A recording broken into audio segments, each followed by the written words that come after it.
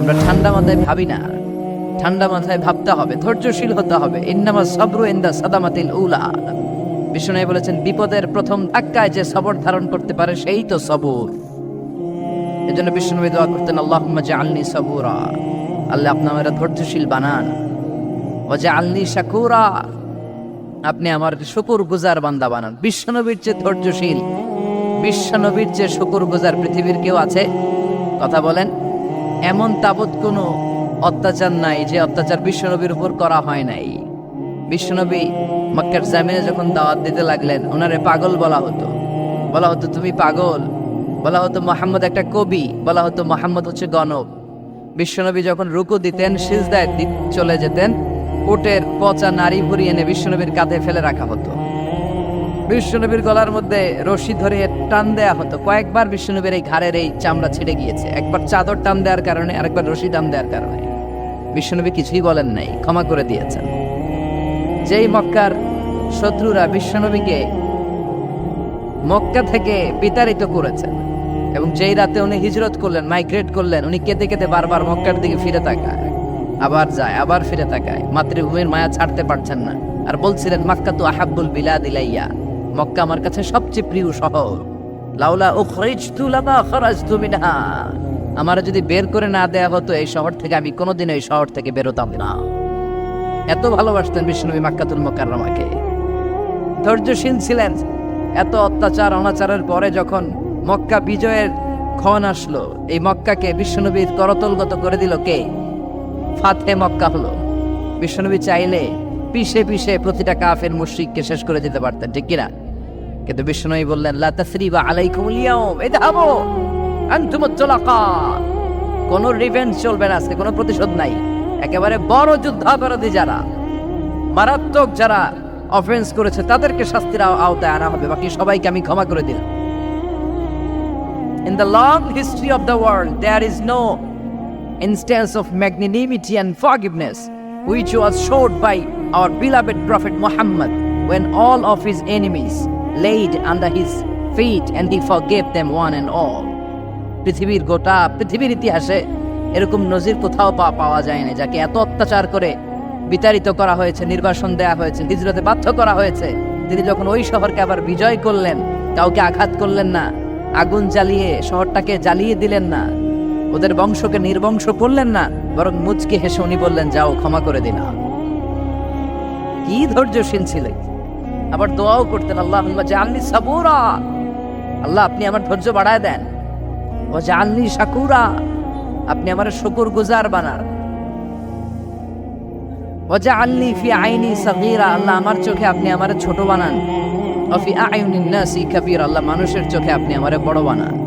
কি মানুষ ছিল, নিজের চোখে নিজে ছোট থাকতে চাইতেন। আমরা নিজের চোখে নিজের বড় মনে করি, এরকম ডাকাইত আছে না নাই? নিজেরাই নিজে মনে করে কত বড় সাহেব, লাট সাহেব। মান তাওয়াদা তারাফা, এটা হচ্ছে সুন্নাতুল্লাহি ফিল আরদ। মান তাওয়াদা তারাফা, যে নিচে নেমে থাকতে চায় আল্লাহ ওরা টেনে উপরে উঠা, আর যে খালি উঠতে চায়, হিংসা করে অহংকার করে উপরে ঠেলতে চায়, ওরা নিচে নামায় দেয় কে? সাইয়েদনা আদমকে আল্লাহ বললেন, আদম সাল্লিমা আলা উলাইকান নাফার লাম্মা খালাকাল্লাহু আদামা ওয়া কানা তুলহু 60 যিরাআন। নিচে নেমে গেলে যে উপরে ওঠে, আর উপরে উঠতে চাইলে যে নিচে নামে। উদাহরণ দেখেন, আদম আলাইহিস সালামকে তৈরির পর আল্লাহ বললেন, আদম সাল্লিমা আলা উলাইকান নাফার, এই ফেরেশতাদের সালাম দাও। কি দাও? দাও, সালাম দাও। কোনো প্রশ্ন নাই, আল্লাহ সালাম দিব কেন? ফেরেশতারা আমারে দিব না কেন? আমি আগে দিব কেন? কথা আছে কোনো? যেই সালাম দিলেন, সালাম দেওয়ার সাথে সাথে ওনার মর্যাদা বাড়িয়ে দিল কে? এত মর্যাদা বাড়ালেন যে নূরের ফেরেশতারা মাটির আদমকে সেজদা দিতে বাধ্য হয়েছে। চিৎকার করে বলেন, ঠিক কিনা? তুমি মাটির আদমকে প্রথম সৃষ্টি করিয়া ঘোষণা করিয়া দিলে শ্রেষ্ঠ বলিয়া, তাই তো নূরের ফেরেশতা করে আদমকে সেজদা, সবার চেয়ে সম্মান দিলে মাটির আদমকে। আল্লাহু আল্লাহু পড়েন, আল্লাহু আল্লাহু তুমি জাল্লে জালালুহু, শেষ করা তো যায় না গে তোমার গুণগান। আল্লাহু আল্লাহু, সুবহানাল্লাহ পড়েন। কি সম্মান আল্লাহ বাড়াই দিলেন। আল্লাহ বললেন, আদম আজকে থেকে তুমি আশরাফুল মাখলুকা, তুমি খলিফাতুল্লাহ ফিল আরদ, তুমি পৃথিবীতে আমার খলিফা, ভাইস জেরেন্ট অফ আল্লাহ, আল্লাহর খলিফা, আল্লাহর আহকামগুলো পালনের জন্য ভাইস জেরেন্ট। চুরি করলে হাত কেটে দাও, কার আইন? এই কাজ আদম তুমি দুনিয়াতে চেয়ে করবা। জিনা করলে ডেথ পেনাল্টি, হেড অফ, শিরোচ্ছেদ করে দাও, কার আইন? খলিফা হিসেবে মানুষ এসে করবে। মানুষকে আল্লাহ আশরাফুল মাখলুকাত বানিয়ে দিলেন, নিচু হয়েছে বড় বানিয়ে দিলেন। আর শয়তানের অবস্থা কি? শয়তানকে আল্লাহ বললেন সেজদা দে আদমকে। শয়তান যুক্তি দাঁড় করিয়েছে, খালাকতাহু মিন তিন খালাকতানি মিন নার ওয়া খালাকতাহু মিন তিন। আল্লাহ, আপনি আমারে বানাইছেন আগুন দিয়া। কি দিয়া? আগুনের ধর্ম উপরের দিকে ওঠে আর মাটির ধর্ম সে নিচে পড়ে থাকে, আমি কেন সেজদা দেব? শয়তানকে চিরকালের জন্য ইবলিস মালউন, অভিশপ্ত আর জাহান্নামী হিসেবে ঘোষণা দিয়ে দিল কে? এজন্য আপনি ছোট থাকতে চাইবেন, আপনারা বড় বানাবে কে? আর আপনি নিজে যদি বলেন আমি বড়, থাপ্পড় মেরে আপনারা নিচে নামাই দিবে কে? এজন্য বিশ্বনবী দোয়ায় বলতেন, আল্লাহুম্মা জাআলনি সাবুরা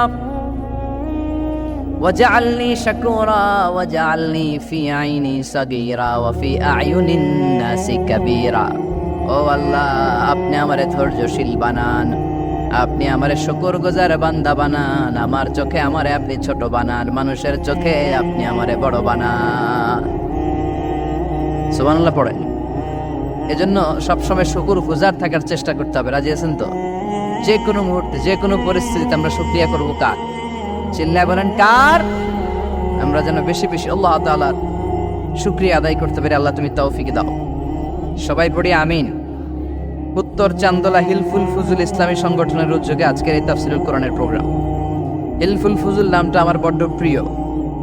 বিশ্বনবী যখন 15 কিংবা 20 বয়স, কোনো বর্ণনায় এসেছে 15, কোনো বর্ণনায় 20, তখন তিনি একটা ছাত্র সংগঠন করেছিলেন, ইয়াং স্টারদের একটা অর্গানাইজেশন করেছিলেন। ওটার নাম তিনি দিয়েছিলেন হালাফুল ফুদুল। হালাফুল ফুদুল, ওইটারই আমরা বাংলায় কি বলি? হিলফুল ফুজুল। হালাফ মানে শপথ, oath, we take an oath in the name of Allah. আল্লাহর নামে শপথ নেয়ারে বলে হালাফ। আর ফাদিলা, ফাদলুন, এগুলোর প্লুরাল হচ্ছে ফুদুল। ফুদুল মানে ভালো কাজ। ভালো ভালো কাজের উপর বিশ্বনবী যুবকদেরকে একত্রিত করলেন যে মক্কা শহরে কোনো টেন্ডারবাজি চলবে না, কোনো চাঁদাবাজি চলবে না, দুর্বলের উপর সবলের অত্যাচার চলবে না, জালিমের জুলুম চলবে না, হত্যা চলবে না, ধর্ষণ চলবে না, রাহাজানি চলবে না। মক্কা শহরটারে শান্তির শহর বানাতে হবে। যুবকরা এই দায়িত্ব কাঁধে নিয়েছে। কারা? মুরব্বীরা না, যুবকরা। যুবকদের আছে প্রাণ ফেলা উচ্ছ্বাস, অনেক শক্তি। এজন্য যুবকদেরকে ভালো কাজে আসতে হবে। যুবকরা চাইলে এই দেশের চেহারা পাল্টে দিতে পারে। এদেশে যুবক ভোটার আছে কয়জন জানেন? নতুন করে যুবক ভোটার হয়েছে 2 কোটি। কয় কোটি? 2 কোটি না? Can you imagine that? কল্পনা করতে পারেন? They can change Bangladesh. They can change the face of Bangladesh. তারা 56,000 বর্গ মাইলের এই বাংলাদেশের চেহারা পাল্টে দিতে পারে। তাদের অনেক শক্তি। এই জন্য যুবকদের এই শক্তি কাজে লাগাতে হবে। ফেন্সিডিল, গাঁজা, ইয়াবা, হিন্দি সিনেমা, এগুলোর পিছনে দৌড়ানো যাবে, পর্নোগ্রাফির পিছনে ছোটা যাবে। যুবক বয়সে ভয় করতে হবে কারে? চিল্লায় বলেন কাকে? আল্লাহ আমার যুবক ভাইদেরকে তুমি তৌফিক দাও।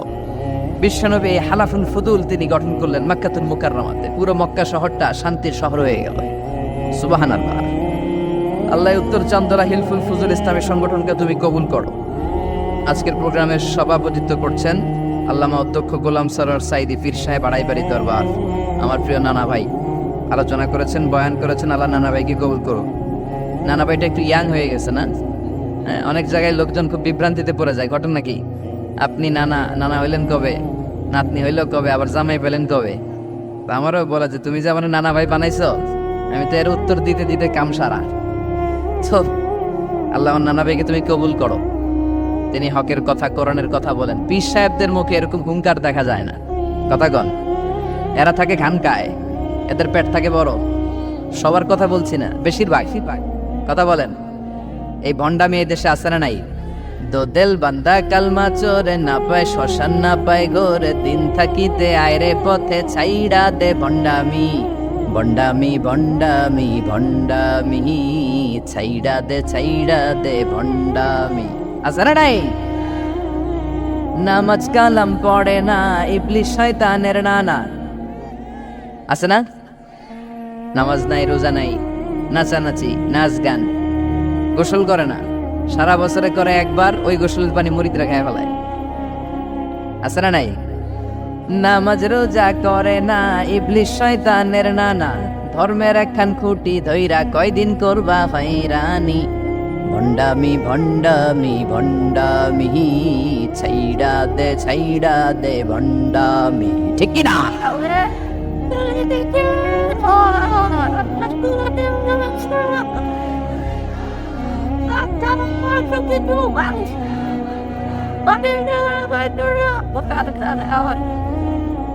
ভণ্ড পীরও পীর, আমার নানা ভাইও পীর। কথা কন, পীরে পীরে পার্থক্য আছে না নাই? পীরে পীরে পার্থক্য আছে, এজন্য পীর চিন্তা হবে। এদেশে এই পাক ভারতে ইসলাম প্রচারে ওলিয়া উলিয়াদের, পীর মাশায়েখদের অবদানের কোনো শেষ নাই, কিন্তু চিন্তা হবে, কোষ্ঠী পাথর দিয়ে যাচাই করে নিতে হবে। কারণ এই পীরের আদলে অনেক ভণ্ড এই বাংলার জমিন আছে না নাই? এই ভণ্ডদের সাথে আমাদের কোনো সম্পর্ক নাই। ওনার দরবারে আলোচনা হয়, সাইদ কামালউদ্দিন জাফরি সাহেব যায়, আমরা যাই, দেশ বরেণ্য ওলামায়ে কেরামরা যায়, যারা হকের কথা বলে, যারা কোরআন সুন্নাহর আলোকে বলে, কোনো ভণ্ডামি নাই। যাবেন, প্রতি বছর যাবেন। এরপর ওই যে কেরাত সম্মেলন হবে না এবার 17 ফেব্রুয়ারি, আমার প্রোগ্রাম যশোর। আমাকে অনেক বলেছিল থাকতে পারলে আমিও কোরআন নিয়ে কিছু কথা বলে আসতে পারতাম, শুনে আসতে পারতাম কারীদের তেলাওয়াত। যাবেন আপনারা, দাওয়াত করে দিলাম। আল্লাহ আজকের সভাপতিকে তুমি কবুল করো। তারপরে আজকে কথা বলেছে মাওলানা রফিকুল ইসলাম ভুইয়া সাহেব, আমাদের সভাপতি সিরাতুন নবী ফাউন্ডেশনের চান্দোলার। না, রফিক ভাইয়ের চেনে না এমন কেউ নাই, এজন্য আর কিছু বলতেছি না তার নামে। আল্লাহ রফিক ভাইয়ের তুমি কবুল করো। গোলাম কবির চৌধুরী আল আজহারি আসতে পারে নাই, আমার বন্ধু মানুষ, একসাথে পড়াশোনা করেছি। এরপর আমার এক মিতা মিজানুর রহমান আতিকি আমার আগে আলোচনা করেছে, আল্লাহ তাকেও তুমি কবুল করো। সালাত নিয়ে কথা বলতেছিলেন। সালাত আউয়ালু মা ইউহাসাবু বিহিল আবদু ইয়াউমাল কিয়ামাতি আস-সালাহ, কিয়ামতের দিন সর্বপ্রথম হিসেব নেওয়া হবে নামাজের, সালাতের। সালাত চিনেন তো? কুরবানির গোশত খাওয়ার মাঝখানে যেটা খায় ওটা, হ্যাঁ, এটারে বাংলায় আমরা নামাজ বলি। কি বলি? নামাজ।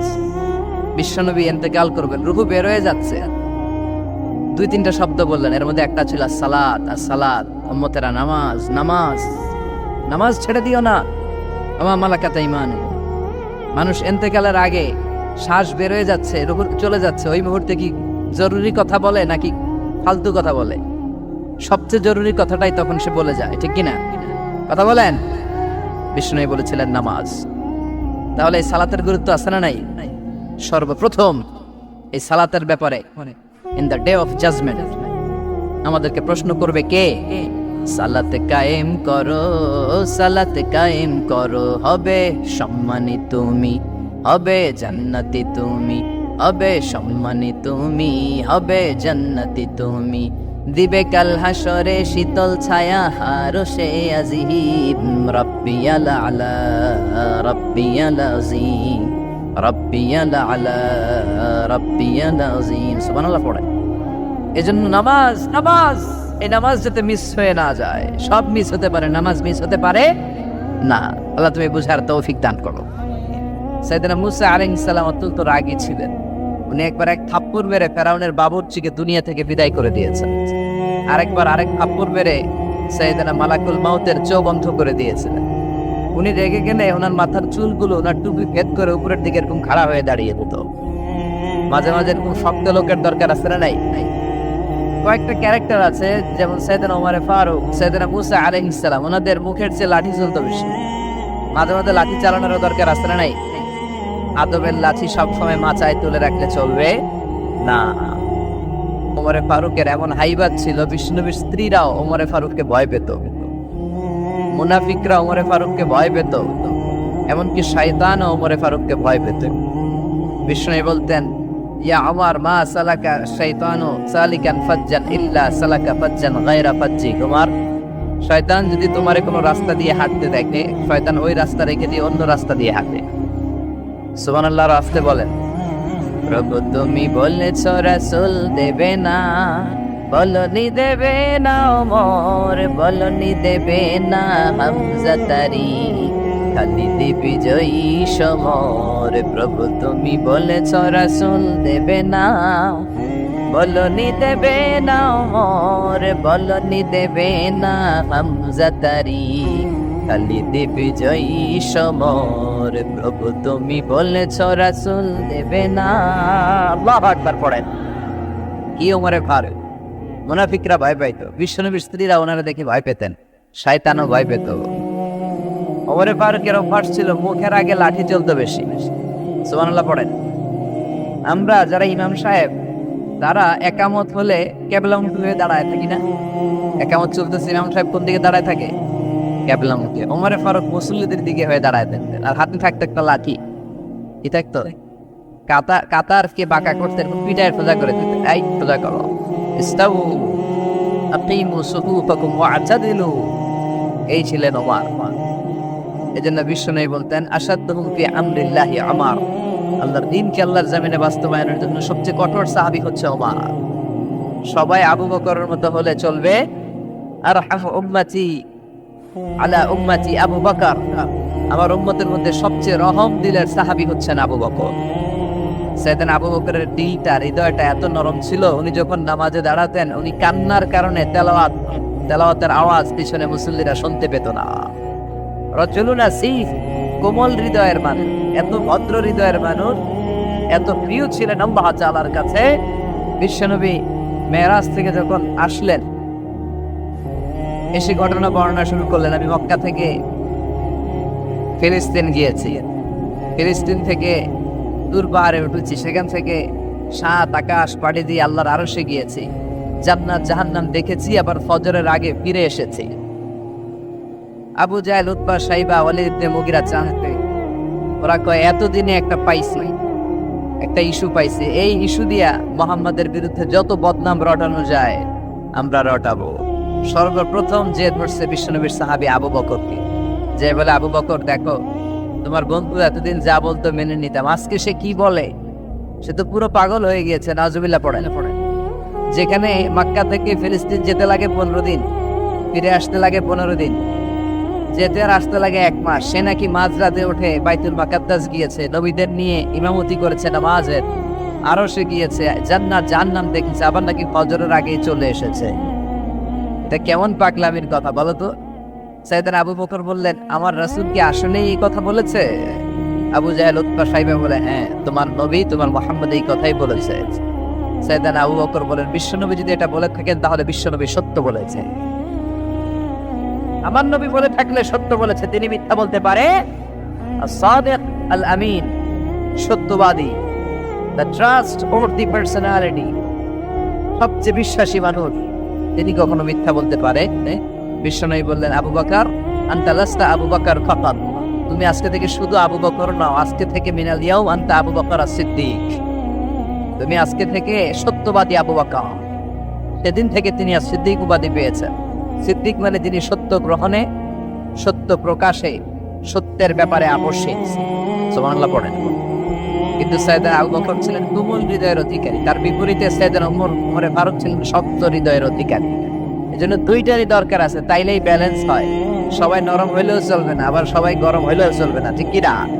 দুইটার মাঝামাঝি থাকার দরকার আছে না নাই? এজন্য মারামারি করতে পারবেন, কিন্তু এটা করতে হবে ইসলামের পক্ষে। কথা বলেন। আল্লাহ বলে ফাদরিবু ফাওকাল আনাক, গারের উপরে মারো, ফাদরিবু মিনহুম কুল্লা বানান, আর গিরায় গিরায় মারো। কোথায় মারতে হবে?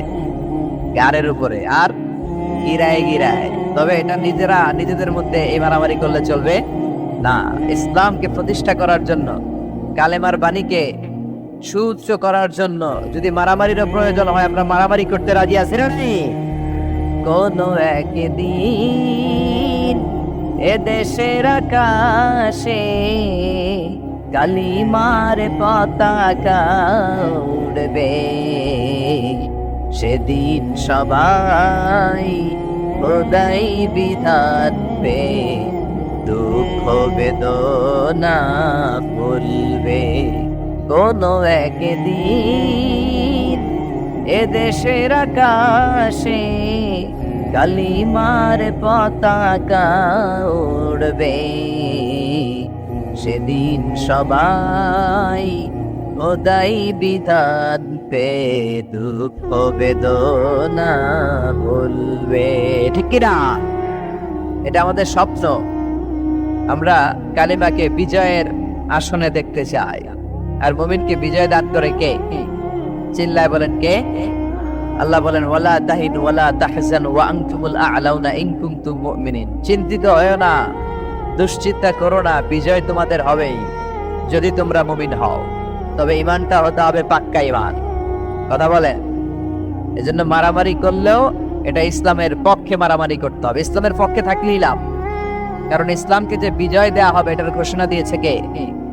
ওরা চায় মুখের ফুৎকারে ইসলামের বাতিকে নিভিয়ে দিতে। আল্লাহ বলে কিয়ামত পর্যন্ত আমি ইসলামের বাতিকে জ্বালিয়ে রাখবো।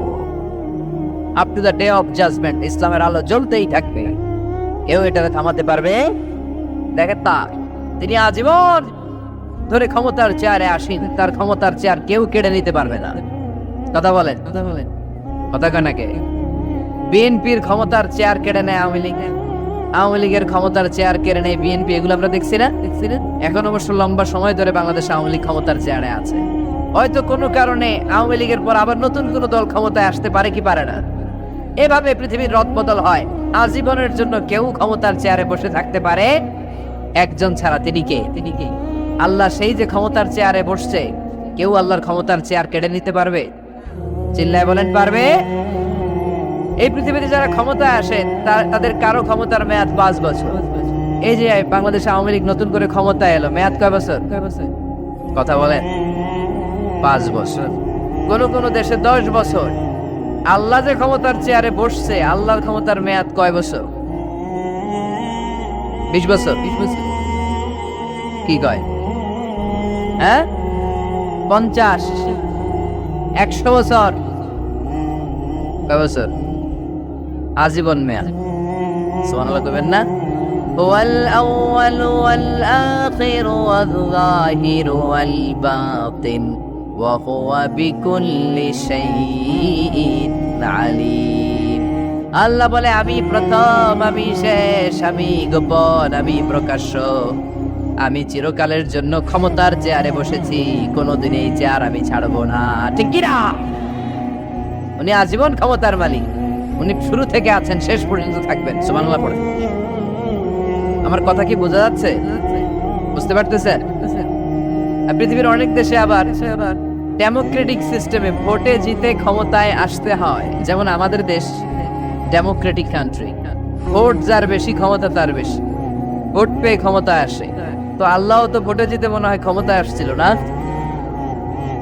ভোট ছাড়া আসছে, কারচুপি করে আসছে আল্লাহ। হ্যাঁ, অনেক দেশে রাজতন্ত্র, মোনার্কি সিস্টেম, রাজার পোলা রাজা। আল্লাহর বাবা ছিল রাজা, এজন্য আল্লাহও রাজা। কথা বলেন। আল্লাহ বলেন আপনি ভোটে জিতে আমার ক্ষমতার চেয়ারে বসা লাগে নাই। আমার বাবা নাই, আমার ছেলে নাই, আমার কেউ নাই, আমি একাই সব ক্ষমতার মালিক। আমি চিরকালের জন্য এই ক্ষমতার চেয়ারে বসা। চিরকাল, আজীবন তিনি ক্ষমতার চেয়ারে থাকবেন। আবার অনেক সময় দেখা যায় ক্ষমতায় যেতে হলে অন্যান্য পার্টির সাথে কোয়ালিশনে যেতে হয়, শরিক বানাতে হয়। আল্লাহর ক্ষমতায় তো শরিক আছে না? আছে। আল্লাহ বলেন ওয়ালাম ইয়াকুন লাহু শারীকুন ফিল মুলক। আমার ক্ষমতায় কোনো পার্টনার নাই, কোনো শরিক নাই। তোদের মতো আমি কারোর সাথে জোট করি নাই। জোট ছাড়া, শরিক ছাড়া, কোয়ালিশন ছাড়া আমি ক্ষমতার চেয়ারে বসা। আজীবন আমার ক্ষমতার নেয়ামত। কেউ আমার ক্ষমতার চেয়ার থেকে নামাতে পারবে না। পৃথিবীর অনেক দেশের এরকম নমুনা আমরা জানি। আন্দোলন করে সরকারকে ক্ষমতার চেয়ার থেকে নামানো হয়, আছে না নাই? গণ অভ্যুত্থান করে চেয়ার উল্টে দেওয়া হয়, মিলিটারি কু হয়, ক্ষমতার চেয়ারে আর থাকা যায় না। তো আমরাও যদি সবাই মিলে একটা আন্দোলনে নামি, তাহলে আল্লাহর ক্ষমতা শেষ। কি বলেন? আমরা 700 কোটি মানুষ, আমাদের সাথে পারবে আল্লাহ? 700 কোটি মানুষ আন্দোলন করলেও আল্লাহরে নামাতে পারবে না? বুঝে শুনে উত্তর দিয়ে। 700 কোটি কিন্তু পারবে? পারবে? আচ্ছা, জিন জাতিরা যদি বলে, জিনেরা তো আমাদের চেয়ে পাওয়ারফুল, তারা যদি বলে ও মানব জাতি আমরাও তোদের সাথে আছি, আল্লাহরে মানি না। মানুষ জিন ভাই ভাই, আল্লাহর আর রক্ষা নাই। তাহলে আল্লাহর ক্ষমতা শেষ? তাও না। কি বলে, এগুলো বলে কি? আচ্ছা, ফেরেশতারাও যদি বলে যে আমরাও আল্লাহর আর মানছি না, আমরা জিনেরা মানুষেরা 3 দলীয় জোট, 3 দলীয় জোট হলেও পারবে না। আল্লাহ বলে গোটা বিশ্বের সবাই মিলে যদি আমার বিরুদ্ধে আন্দোলনে লেগে যাস, আমার ক্ষমতার 1 ইঞ্চিও কমাতে পারবি না। এজন্য রব্বুল আলামিন বলেন, তাবারাকাল্লাযী বিয়াদিহিল মুলকু ওয়া হুয়া আলা কুল্লি শাইইন কাদির। সুবহান সেই সত্তা যার হাতে ক্ষমতা, ক্ষমতা কার হাতে? ওয়া হুয়া আলা কুল্লি শাইইন কাদির, তিনি সব বিষয়ের উপর ক্ষমতাবান। তিনি কে? তিনি চাইলে পাহাড়কে দরিয়া করতে পারে, তিনি চাইলে দরিয়াকে পাহাড় করতে পারে, তিনি চাইলে ধনীকে গরিব করতে পারে, গরিবকে ধনী করতে পারে, তিনি চাইলে সম্মানিতরে অপমানিত করতে পারে, আবার চাইলে অপমানিতরে সম্মানিত করতে পারে। তিনি কে? ফাআলুন লিমা ইউরিদ, তিনি যা ইচ্ছা তাই করতে পারেন। তার কাছ থেকে জবাবদিহিতা করার কেউ নাই, তিনি সবার কাছে জবাবদিহি চায়। চিল্লায় কোন ঠিক কিনা? সে আল্লাহ বললেন, সুবহান সত্তা যার হাতে ক্ষমতা, তিনি সব বিষয়ের উপর ক্ষমতাবান। এজন্য আমাদের মনে রাখতে হবে আমাদের কোনো ক্ষমতা নাই, ক্ষমতার মালিককে। আর কোনদিন বাগেরহাটের ভাইয়েরা, জনগণ সকল ক্ষমতার উৎস, এই কথা বলবেন? মনে থাকবে? তাহলে আওয়াজ করে বলেন তো, সকল ক্ষমতার উৎস কে? সবকিছু করতে পারে কে? সব ক্ষমতার মালিক আল্লাহ। অনেক কথা আল্লাহ 30 আয়াতে বললেন, কয়টা বলবো? কিছু দূর যে আল্লাহ বলা শুরু করলেন, ওয়ালাকাদ যায়্যানাস সামাআদ দুনিয়া বিমাসাবিহা ওয়া জাআলনাহা রুজুমান লিশ-শায়াতিন। সুবহানাল্লাহ পড়েন। আল্লাহ বললেন, আমি নিকটবর্তী আকাশটারে তারা দিয়ে, আলো দিয়ে, মোমবাতি দিয়ে আলোকিত করেছি। I have beautified the closer skies with light and candles.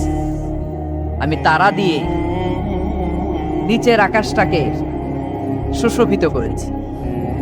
তারা দিয়ে আমাদের আকাশটারে, মহাশূন্যটারে সুশোভিত করেছে কে? তারা চেনেন? চেনেন না? খালি আকাশের দিকে রাতে তাকালে কি দেখা যায়? তারা। রাতের বেলা তারার মেলা। এখন তো লাইটিং ফাইটিং এর যুগ, তারা চেনা যায় না। আগের লোকেরা তারা না দেখে কিছু করতে পারতো না। আগের মুরব্বীরা তারা দেখলেই বুঝতো কয়টা বাজে, ঘড়ি লাগতো না। আগের নাবিকেরা তারা দেখে তারা রাত কয়টা বাজে নির্ধারণ করে ফেলতো। সুবহানাল্লাহ পড়েন। কত ধরনের তারা আছে। শুক তারা নাম শুনছেন? ধ্রুব তারা শুনেছেন? সপ্তর্ষি মণ্ডল একটা আছে, অনেকে তারা চেনে না। কোটি কোটি কোটি কোটি 7টা তারা একসাথে দেখবে, এটার বলে সপ্তর্ষি মণ্ডল। আল্লাহ বলে, এই তারা দিয়ে আমি আকাশটারে সুশোভিত করেছি। এই তারাগুলো কিন্তু প্রথম আকাশে না, এই তারাগুলো প্রথম আকাশের মহাশূন্যে অবস্থিত। আমরা খালি চোখে যা দেখি এটা আকাশ নয়, এটা মহাশূন্য। এটা কি? বাগেরহাটের ভাইরা উত্তর করেন, এটা কি?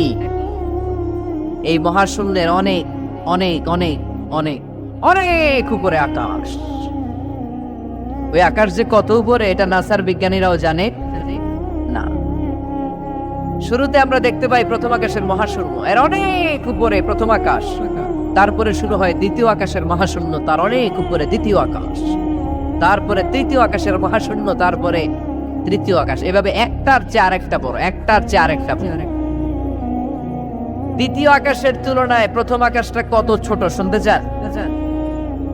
আপনার হাতের আংটিটা যদি আপনি সাহারা মরুভূমিতে ছুঁড়ে ফেলে দেন, পৃথিবীর সবচেয়ে বড় মরুভূমির নাম কি জানেন? সাহারা মরুভূমি। সাহারা মরুভূমিতে আপনার হাতের আংটি ছুঁড়ে ফেলে দিলে পুরো মরুভূমির তুলনায় আপনার হাতের আংটি যত ছোট, আল্লাহর দ্বিতীয় আকাশের তুলনায় আল্লাহর প্রথম আকাশটা ঠিক তত ছোট। একটার চেয়ে একটা বড়। তারপর আমরা নিজের বড় বড় করে দাবি করি। এই যে আজকের প্যান্ডেলে এত মানুষের সমারোহ হয়েছে, তাকালে মনে হয় না যে কত বিশাল জায়গা? কথা বলেন, বিশাল মনে হয় না? পিল জঙ্গল এইটারে যদি এত বড় মনে হয়, তাহলে পিল জঙ্গলটা কত বড়? হ্যাঁ, আরো এটার চেয়ে নিশ্চয়ই বাগেরহাট বড়। কথা কার? বাগেরহাটের চেয়ে নিশ্চয়ই পুরো বাংলাদেশটা বড়। বাগেরহাট বলে 64 জেলার এক জেলা, 64টা জেলা মিলে সুজলা সুফলা আমাদের এই বাংলাদেশ। বাংলাদেশ হচ্ছে পৃথিবীর সবচাইতে বড় দেশ। হ্যাঁ, এরা দেখি আমার সব কথার সাথে খালি দ্বিমত করে। বাংলাদেশ সবচেয়ে বড় দেশ না? কত ছোট জানেন? মানচিত্রে বাংলাদেশ লেখার জায়গাটাও আমরা পাই না। বাংলাদেশ এটা লিখতে গেলে BAN পরে ইন্ডিয়ার উপরে, GLA পরে বাংলাদেশের উপরে, আবার DESH পরে আবার ইন্ডিয়ার উপরে। আমাদের বাংলাদেশটা এত ছোট, বাংলাদেশ লেখার জায়গাটাও মানচিত্রে আমাদের জন্য না। এত ছোট দেশ, এত ছোট। ইন্ডিয়া প্রায় 20-25 গুণ বড় আমাদের চেয়ে। আমেরিকা, কানাডা শতগুণ বড়। রাশিয়া একটা দেশ আছে কয়েকশো গুণ বড়। এরকম 200টা বিশাল দেশ মিলে পৃথিবী, 200টা দেশ মিলে পৃথিবীর 30 ভাগ, বাকি 70 ভাগ শুধু পানি। বাকি 70 ভাগ কি? স্থল আর জল মিলে আমাদের পৃথিবী। তাহলে আজকের এই প্যান্ডেলের জায়গার তুলনায় পুরো পৃথিবীটা কত বড়? সুবহানাল্লাহ কইতে পারলেন না? তাহলে এই পৃথিবীটা আমাদের কাছে এখন পর্যন্ত যেটা আমরা আলোচনা করলাম বোঝা গেল অনেক বড়, এত বড় পৃথিবী। কিন্তু আমরা শুনতে পাই যে সূর্যটা আমরা দেখতে পাই দিনের বেলা, ওই সূর্যটা নাকি এই বিশাল পৃথিবীর চেয়ে 13 লক্ষ গুণ বড়। চিন্তা করতে পারেন? খালি তো মাথা নাড়াইতেছেন। আসলে কি আমরা চিন্তা করতে পারি? 13 লক্ষটা পৃথিবী সূর্যের মধ্যে রেখে দেওয়ার জায়গা করে দিয়েছে কে? 9,30,00,000 মাইল দূরে সূর্য 8 মিনিট 18 সেকেন্ড সময় নিয়ে নেয় আলো পৌঁছাতে। এত বিশাল সূর্য। তার মানে কি সূর্যটাই সবচেয়ে বড়? এর চেয়ে অনেক বড় বড় তারা আছে। সূর্যের পরে পৃথিবীর সবচেয়ে কাছের তারার নাম প্রক্সিমা সেন্ট্রাই। গুগল করলে দেখবে যে কত তারা। এরপরে Alpha Centauri A, Alpha Centauri B, এভাবে তারা শুরু। এটা ক্যারিনা, ব্যাটেলজিউস। যে সূর্য পৃথিবীর চেয়ে 13 লক্ষ গুণ বড়, ব্যাটেলজিউস নামে একটা তারা আছে। ওই তারা সূর্যের চেয়ে 33 কোটি গুণ বড়। তার মানে কি ব্যাটেলজিউসই সবচেয়ে বড় তারা? এটা ছোট্ট সাইজের তারা। এইটার চেয়েও কত হাজার কোটি গুণ বড় তারা যে মহাশূন্যে আছে তার কোনো ইয়ত্তা আমাদের নাই। এরকম হাজার হাজার million, trillion, zillion, billion, octillion তারা মিলে আমাদের এই গ্যালাক্সিটা গঠিত। আমাদের গ্যালাক্সির নাম মিল্কি ওয়ে। আমাদের গ্যালাক্সির নাম শুনছেন না? বিজ্ঞানে আমরা পড়ছি না? আমাদের গ্যালাক্সির নাম মিল্কি ওয়ে। আমাদের গ্যালাক্সির পরে আমাদের সবচেয়ে কাছের গ্যালাক্সির নাম অ্যান্ড্রোমেডা। কি নাম? আমাদের গ্যালাক্সি থেকে অ্যান্ড্রোমেডাতে পৌঁছতে 2.5 মিলিয়ন লাইট ইয়ার লেগে যাবে যদি লাইটের গতিতে আমরা ছুটি। 2.5 মিলিয়ন লাইট ইয়ার। 1 মিলিয়নে 10 লাখ, 2.5 মিলিয়নে 25 লক্ষ লাইট ইয়ার। এই পৃথিবীতে সবচেয়ে দ্রুতগামী যে জিনিসটার আবিষ্কার হয়েছে সেটার নাম আলো। সেটার নাম সবাই বলে আলো সবচেয়ে দ্রুত ছোটে। কত দ্রুত জানেন? 1 সেকেন্ডে 1,86,000 মাইল বেগে ছোটে। 1 ঘন্টায় না, 1 মিনিটে না, 1 সেকেন্ডে ছোটে কত দূর? আরে 1 সেকেন্ড কইতে তো 2 সেকেন্ড লাগে। 1 সেকেন্ড এটা বলতে বলতে 2 সেকেন্ড লেগে যায়। কিন্তু 1 সেকেন্ডে নাকি সে 1,86,000 মাইল দূর চলে গেছে। এই আলোর গতি সম্পন্ন একটা রকেট যদি কেউ বানাতে পারে, যে রকেটটাও আলোর মতো সেকেন্ডে 1,86,000 মাইল বেগে ছুটবে, এরকম রকেট যদি বানানো যায়, তাহলে এই রকেট দিয়ে আমাদের গ্যালাক্সি থেকে আমাদের প্রতিবেশী গ্যালাক্সি অ্যান্ড্রোমেডাতে পৌঁছতে 25 লক্ষ বছর লেগে যাবে। সুবহানাল্লাহ বাড়িতে যায় বলবেন সবাই, চিৎকার করে পড়েন আল্লাহু আকবার। সে আল্লাহ বললেন লাকাদ যায়্যানাস সামাআদ দুনিয়া বিমাসাবিহা ওয়া জাআলনাহা রুজুমান লিশ-শায়াতিন। আমি তোমাদের জন্য দুনিয়ার আকাশটারে সুন্দর সুন্দর তারা দিয়ে সুশোভিত করেছি। এরকম বিশাল বিশাল তারা, দেখতে তো মনে হয় ছোট্ট একটা ডটের মতো না, একটা ফোঁটার মতো মনে হয় না তারাগুলা? এত বিশাল বিশাল তারা মহাশূন্যে রেখেছে কে? চিল্লায় বলেন কে? এরপরে এই সূরার মাঝে মাঝে এসে আল্লাহ বললেন, ওয়াল্লাযী جعل لكم الأرض ذلولا فامشوا في مناكبها وكلوا من رزقه وإليه النشور আল্লাহ বলে আমারে তোরা চিনিস না, চিনে নে, আমি হলাম এমন সত্তা, আমি তোমাদের জন্য জমিনটারে সমতল বানিয়ে দিয়েছি, তাই যেখানে মন চায় তোমরা সুন্দর করে হেঁটে হেঁটে যেতে পারো। তার মানে এই নয় যেখানে খুশি সেখানে যাবা, শেষকালে আমার দিকে ফিরে আসতে হবে, ঠিক কি না?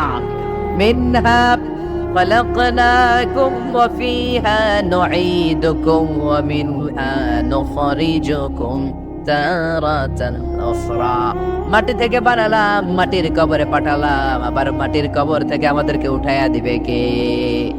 আল্লাহ বললেন যালুলান, আমি জমিনকে বানিয়েছি সমতল। আরেক আয়াতে বললেন হুয়াল্লাযী জাআলা লাকুমুল আরদা ফিরাশা, আমি জমিনকে বানিয়েছি বিছানা। সমান সমান না হলে আজকের প্যান্ডেলে এত সুন্দর করে আপনারা বসতে পারতেন? কথা বলেন না। প্যান্ডেলের এদিকে উঁচা, এদিকে নিচা, এদিকে খাড়া, এদিকে তেড়া, এদিকে গর্ত, এদিকে ভাঙ্গা, এরকম হইলে আজকে প্যান্ডেলটা সমান হইতো? এই সমান করে দিছে কে? আমরা যখন বিমানে চড়ি, বিমানের জানলা দিয়ে নিচে তাকালে দেখা যায় আল্লাহ কেমন মনে হয় যে সবুজ কার্পেট বিছাই দিছে। সুবহানাল্লাহ করতে পারলেন না? আবার আল্লাহ বলে সবুজ কার্পেট দেখে মনে করো না যে তোমরা বেঁচে গেলা, এই সবুজ কার্পেটের ভেতরে আগুন আছে না নাই? আমরা যে পৃথিবীর উপরে লাঙ্গল দিয়ে হাল চাষ করি, গাছ লাগাই, হেঁটে চলি, এই মাটিটার নিচে আগুন আছে। কি আছে? বিশ্বাস হয় নাকি আজগুবি কথা লাগে? রূপ কথা মনে হয় না? এই পৃথিবীর মাঝখানে আছে আগুন, জ্বলন্ত আগুন। আল্লাহ কোরআনে কসম কেটেছেন ওয়াল বাহরিল মাসজুদ, ফুটন্ত টকবকে সাগরের পানির কসম। আমেরিকান নেভাল একাডেমির সায়েন্টিস্টরা তারা হিসাব মিলাতে পারে না, সাগরের পানি দেখি ঠান্ডা, কিন্তু আল্লাহ কয় ফুটন্ত টকবকে সাগরের পানির কসম। এই গরম আল্লাহ পাইলো কই? তারা ভাবলো নিশ্চয়ই ভিতরে গরম আছে, নাইলে গরম আসলো কোত্থেকে? দেখি তো কোরআনের কথা সত্য কিনা। তারা সব সময় কৌতূহলী, এই কৌতূহলই তাদেরকে মহাবিশ্বের সুপার পাওয়ারের আসনে আসীন করেছে। আমাদের কোনো কৌতূহল নাই, আমগো আছে ফতুয়াবাজি।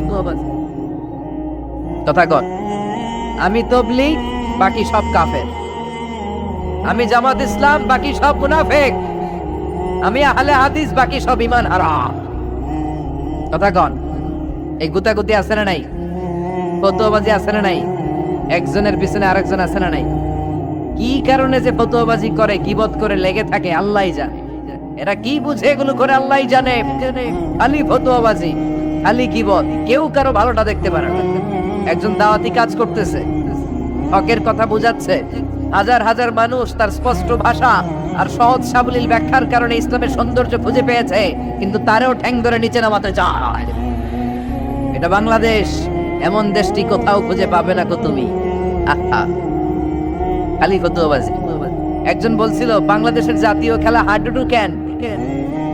আরেকজন কয়ের কারণ বাংলাদেশে কেউ কারো ভালোটা সহ্য করতে পারে না। একটা উপরে উঠতে ছেলে সাইডটায় ধরে ঠ্যাং ধরে টেনে নামায়। হাডুডু খেলা দেখছেন? একটা সামনে গেলে সবাইকে কাবাডি কাবাডি কাবাডি কাবাডি করে ঠ্যাং ধরে, খালি খালি বাগের হাটে কাবাডি নাই মনে হয়, দেখছেন? কিরকম খেলে? একজন সামনে গেলে সবাই ঠ্যাং ধরে নিচে নামে। এটা এই দেশের জাতীয় খেলা। এদেশে কেউ ভালো পথে হাঁটতে চাইলে, উপরে উঠতে চাইলে, কল্যাণের পথে আগাতে চাইলে তার বিরোধী শক্তিরা ওর ঠ্যাং ধরে নিচে নামাবে। কেউ কারো ভালোটা সহ্য করতে পারে? আর ফতুয়াবাজি, তুই কাফের, তুই মুনাফিক, তুই মুশরিক, তোর দাদা কাফের, তোর শ্বশুর কাফের, তোর বেয়াই কাফের। ওই কাফের বেয়াই মারা গেলে ওরে যেখানে কবর দেয়া হবে, ওই কবরের উপরে যে ঘাস উঠবে, ওই ঘাস যে গরু খাবে, ওই গরুর যে দুধ খাবে, ও কাফের। কথা কন, খালি ফতুয়াবাজি। এই ফতুয়াবাজি থেকে আল্লাহ তুমি আমাদেরকে বাঁচাও। আমরা যেন হৃদয়টা প্রশস্ত করে একে অপরকে মুসলিম ভাই মনে করে বুকে টানতে পারি। আমরা খালি পিছাই, সর। বিশ্বনবী আসছে কাছে টানার জন্য, আমরা খালি পিছাই, খালি অন্যের দোষ খুঁজি। নিজের মধ্যে যে কত দোষ, নিজের মধ্যে দোষের শেষ নাই, ওইদিকে কোনো চিন্তা নাই। তো মক্কায় সবচেয়ে বড় কুস্তিগিরের নাম ছিল রুকানা। কি নাম? সাহাবারা বিশ্বনবীকে কখনো রুকানার কাছে যেতে দিত না। সাহাবারা ভাবতো বিশ্বনবী যদি রুকানার দরবারে যায় আর রুকানা যদি বক্সিং মেরে বসে, তাহলে বিশ্বনবীর মানিজ্যত নিয়ে টানাটানি। কিন্তু বিশ্বনবী তো শুধু সিলেক্টেড কিছু পার্সোনালিটিদের জন্য নবী হয়ে আসেননি। ওমা আরসালনাকা ইল্লা রাহমাতাল লিল আলামিন। I have sent you as a mercy for the whole world, for the entire universe. ও নবী, আমি আপনাকে গোটা বিশ্বের জন্য রহমত আর বরকত করে পাঠিয়েছি।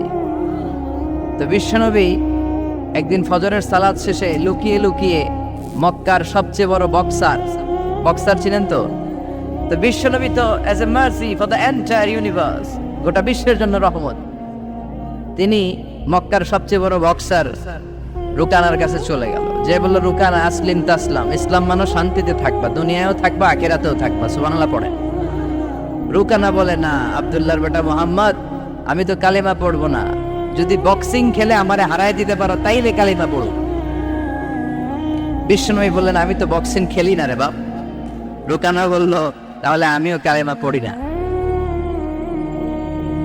বিশ্বনবী রাজি হলেন অবশেষে। ভাবলেন, আমি বক্সিং খেললে একজন যদি জাহান্নাম থেকে জান্নাতি হয়, বক্সিং খেললে সমস্যা করি? কি রহমতের নবী, কি অ্যাটিটিউড, কি পজিটিভনেস, কি প্রোঅ্যাক্টিভনেস, অলওয়েজ প্রোঅ্যাক্টিভ। সব সময় ইতিবাচক চিন্তা করতে হবে। নেতিবাচক চিন্তা কারে বলে বিশ্বনবী জানতোই না, সুবহানাল্লাহ পড়ে। বিশ্বনবী রাজি হলেন। এবার বক্সিং খেলার পালা। রুকানা হাফ প্যান্ট পরে গায়ের মধ্যে জাইতুনের তেল মেখে এভাবে লাফাচ্ছে। আপনারা রেসলিং খেলা দেখছেন? তেল মেখে পজিশন নেয় মারার জন্য প্রতিপক্ষকে। তো বিশ্বনবী তার পজিশন নেয় না, বিশ্বনবী দাঁড়িয়ে আছেন। রুকানা বলল, মোহাম্মদ, আমি লাফাচ্ছি, তুমি লাফাও না কেন? তুমিও লাফাও। বিশ্বনবী বললেন, না আমি লাফাই না, কারণ আমি সেলাইবিহীন লুঙ্গি পরি। সেলাই ছাড়া লুঙ্গি পরে যদি কেউ লাফায়, বাতাসে সতর খুলে যাওয়ার সম্ভাবনা আছে না নাই? কি লাজুক নবী ছিলেন, কেউ বিশ্বনবীর লজ্জাস্থান জীবনেও দেখে নাই। হালিমাতুস সাদিয়ার বাড়িতে যখন বিশ্বনবী থাকতেন, হালিমাতুস সাদিয়া 5 বছর এই কুরাইশি মোহাম্মদ ছেলেটাকে লালন পালন করেছে। হালিমাতুস সাদিয়া বললে, এই 5 বছরের ব্যবধানে কোনোদিন কুরাইশি মোহাম্মদরে কাঁদতে দেখি নাই। ক্ষুধা পেলেও ছেলেটা কাঁদতো না, ব্যথা পেলেও কাঁদতো না, শুধু লজ্জাস্থানের জায়গা থেকে কাপড়টা সরে গেলে শিশু মোহাম্মদ চিৎকার দিয়ে উঠত। এবার মারামারির পালা। রুকানা বলে, মোহাম্মদ তুমি মারো। বিশ্বনবী বললেন, তুই মার, কারণ আমি মারলে ওই মায়ের হজম করার ক্ষমতা তোর নাই। বিশ্বনবীর এক হাতে জান্নাতে 40 জনের শক্তি ঢুকাই দিছে কে? তো বিশ্বনবী মাইর দিলে এটাও হজম করতে পারবে? কথা কন, পারবে না। এখন রুকানাও মারে না, বিশ্বনবীও মারে না, খেলাও শুরু হয় না। বিশ্বনবীও মারে না, রুকানাও মারে না, খেলাও শুরু হয় না। এখন রুকানা বলে, মোহাম্মদ তুমি মারো। বিশ্বনবী মারে নাই, কিন্তু বিশ্বনবী ওনার ডান হাত মোবারক, কি নরম হাত, সফটার দেন সিল্ক, সিল্কের চেয়ে নরম ছিল। ওয়াকানা কাফুহু আবিয়াদু মিনাদ দিবাজ, সফটার দেন সিল্ক, রেশমের কাপড়ের চেয়েও বিশ্বনবীর হাতের তালু সফট ছিল। এই হাতটা দিয়ে বিশ্বনবী রুকানার ডান কাঁধে এভাবে টাচ করলেন, মারে নাই, খালি বলছে, রুকানা এত লাফাস কেন? টাচ করার সাথে সাথে রুকানা বেহুশ হয়ে জমিনে পড়ে যায়। সবাই তো অবাক, ঘটনা কি, কি মিরাকেল, কি অলৌকিকত্ব। পানি ঢেলে রুকানারে হুঁশ ফিরানো হয়েছে। সবাই বলে, রুকানা তুই তো অনেক বড় পালোয়ান, আব্দুল্লাহর বেটা মোহাম্মদ ঘুষিও দিল না, লাথিও মারল না, বেহুশ হইলি কেন? রুকানা বলে, আরে তোরা তো দেখোস নাই, তোরা দেখেছিস মোহাম্মদ হাত দিয়ে ধরেছে, আমার মনে হয়েছে বিশাল পাহাড় এসে কাঁধে চেপেছে। এজন্য ইসলামের অ্যাটিটিউড হচ্ছে ডিফেন্সিভ, আগে মারে না। আল্লাহ বলেন, ওয়ারাব্বাকা ফাকাব্বির, glorify the name of your lord, তোমার প্রভুর নামের বড়ত্বের ঘোষণা দাও। আসলে আমরা আল্লাহর নামের বড়ত্বের ঘোষণা দেই। আমরা ভাগাভাগি করে 3টা তাকবীর পড়ব। প্রথম তাকবীর পড়বেন যারা বিবাহিত আছেন তারা, দ্বিতীয় তাকবীর অবিবাহিত যারা তারা, তৃতীয় তাকবীর সবাই মিলে। রাগ করতেছেন? বিবাহিত কারা কারা আসছেন দেখি তো? মাশাআল্লাহ, আমিও আছি আপনাদের দলে, মশির ভাইও আছে ইনশাআল্লাহ। হাত নামান। অবিবাহিত কারা কারা আসছে দেখি? এই এক হাত করে তোল। সংখ্যা বাড়ানোর জন্য 2 হাত তুলতেছে।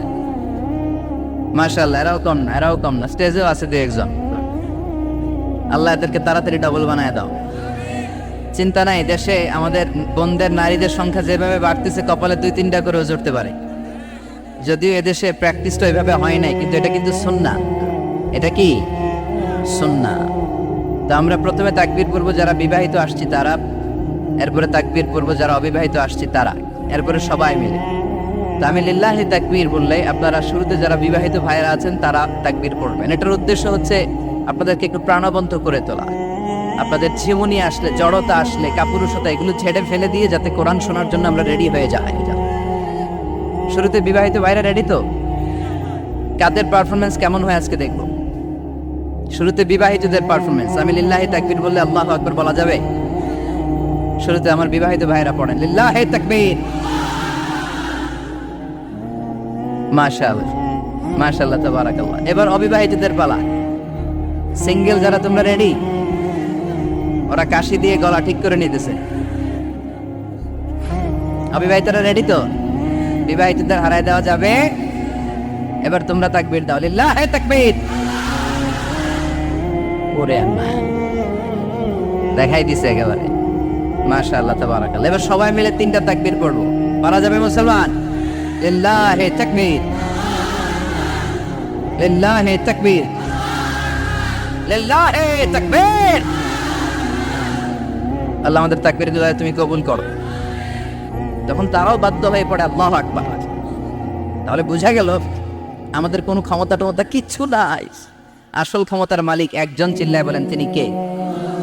সে আল্লাহ বললেন তাবারাকাল্লাযী বিয়াদিহিল মুলকু ওয়া হুয়া আলা কুল্লি শাইইন কাদির। সুমহান সেই সত্তা যার হাতে ক্ষমতা, ক্ষমতা কার হাতে?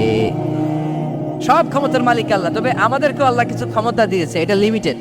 এটা কি? যেমন এই যে মাননীয় প্রধানমন্ত্রী ওনার দল নিয়ে, বাংলাদেশ আওয়ামী লীগ নিয়ে যে ক্ষমতায় আসেন, কয় বছরের মেয়াদে? কোন কোন দেশে ক্ষমতায় আসে 10 বছরের মেয়াদে, আছে না নাই? আল্লাহ আসছে কয় বছরের মেয়াদে? 30 বছর, 40 বছর। আল্লাহর ক্ষমতার মেয়াদ 100 বছর, এরপরে রিনিউ করা লাগবে। এটা কথা বলেন। আল্লাহ বলেন হুয়াল আউয়াল ওয়াল আখির ওয়াল যাহির ওয়াল বাতিন ওয়া হুয়া বিকুল্লি শাইইন আলিম। আমি প্রথম, আমি শেষ, আমি প্রকাশ্য, আমি গোপন। ঠিক কিনা? প্রথমে আল্লাহ আল্লাহ, শেষেও আল্লাহ আল্লাহ, আকাশে আল্লাহ আল্লাহ, জমিনে আল্লাহ আল্লাহ। সবাই পড়েন, প্রথমে আল্লাহ আল্লাহ, শেষেও আল্লাহ আল্লাহ, আকাশে আল্লাহ আল্লাহ, জমিনে আল্লাহ আল্লাহ। নিখিল জাহান গায়ে গুণগান তার নামে গায়, আমরাও গাই তাআলা হামদে বারি তাআলা, হামদে বারি তাআলা, হামদে বারি তাআলা। সুবহানাল্লাহ পড়েন। আল্লাহ বলে আমার ক্ষমতা তোদের মতো 5 বছরের মেয়াদে না, 10 বছরের মেয়াদে না, 20 বছর 30 বছরের মেয়াদে না।